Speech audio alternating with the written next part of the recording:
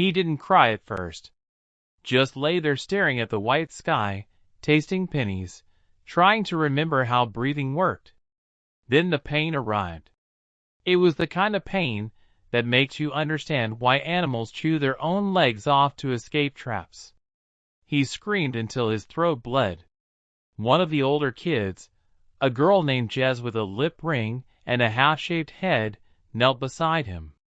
"Don't move, dumbass. You're bleeding on my shoes." But her voice shook. They carried him out on somebody's hoodie like a stretcher. Somebody else called his mom. She showed up in her nurse scrub still on, eyes wild, screaming his name before she even saw him. When she did see him, blood in his hair, arm bent wrong, face gray, she stopped screaming. Just went quiet.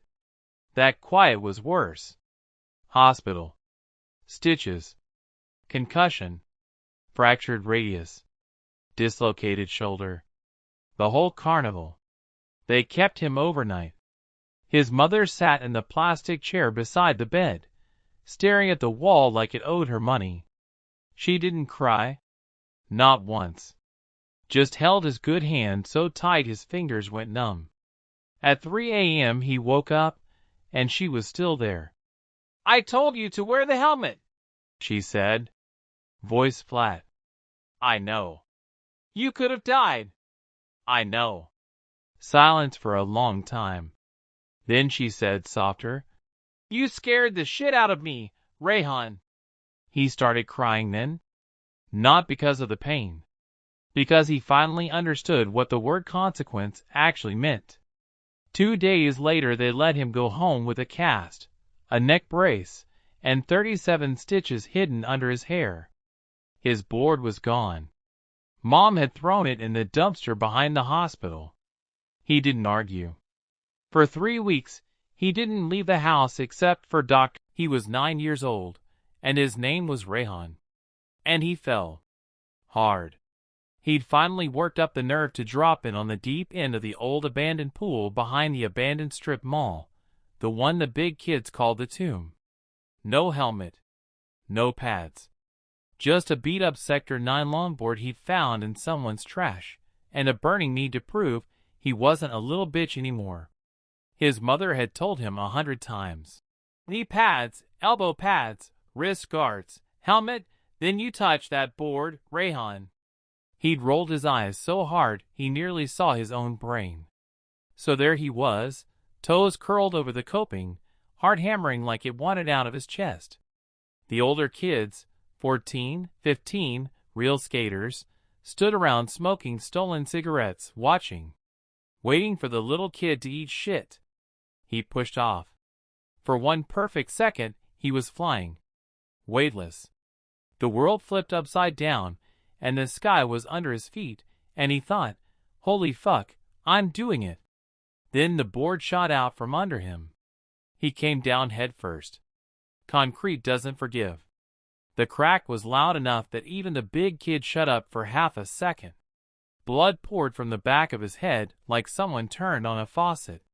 His left arm folded the wrong direction. Something in his shoulder popped like bubble wrap. Then one afternoon Jazz showed up at his front door holding his old board. It was covered in fresh grip tape, and someone had sharpened "Danger is the best teacher" across the bottom in dripping red letters. "Your mom's at work," she said. "Get your shoes." He stared at her. "I'm not dropping it again," he said. "Didn't say you were. We're going to the flat ground behind the 7-Eleven. You're gonna learn how to push Mongo properly before you kill yourself again." He stared at her. "I'm not dropping it again," he said. "Didn't say you were. We're going to the flat ground behind the 7-Eleven. You're gonna learn how to push Mongo properly before you kill yourself again." He hesitated. She rolled her eyes. "Your mom's not letting you live forever, dude. She's letting you live. There's a difference." He looked back at the house. Then at the board. He took it. They spent the rest of the summer on flat ground. Pushing. Tic-tacking. Learning how to fall without using his hands. how to roll instead of splat, how to get up faster than the pain arrives. He wore every pad known to man, and a helmet that made him look like a mushroom. He hated it. He never took it off. By August, he could ollie a crack in the sidewalk without thinking. By September, he went back to the tomb. This time he wore the helmet. This time he waited until he could land 10 kickflips in a row on flat before he even looked at the coping. When he finally dropped in again, really dropped in, the older kids didn't laugh. They just nodded, like he'd paid some invisible toll. He still fell. A lot. Every scar on his body has a date and a story. Shinner on the left shin, October 11th. Road rash on the hip, November 3rd. Split chin, Christmas Eve, ice on the ramp, bad idea. But he never went to the hospital again. Years later, when he was 17 and could air 6 feet out of the deep end without blinking, his mother came to watch one of his sessions. She stood at the fence with her arms crossed, still in her nurse scrubs, watching him fly. After the session he skated over, sweaty, bleeding from a fresh elbow scrape, grinning like an idiot. She looked at him for a long time. "You still scare the shit out of me," she said. "I know," he said. Then she did something she'd never done before. She reached out and flicked the strap on his helmet, making sure it was tight.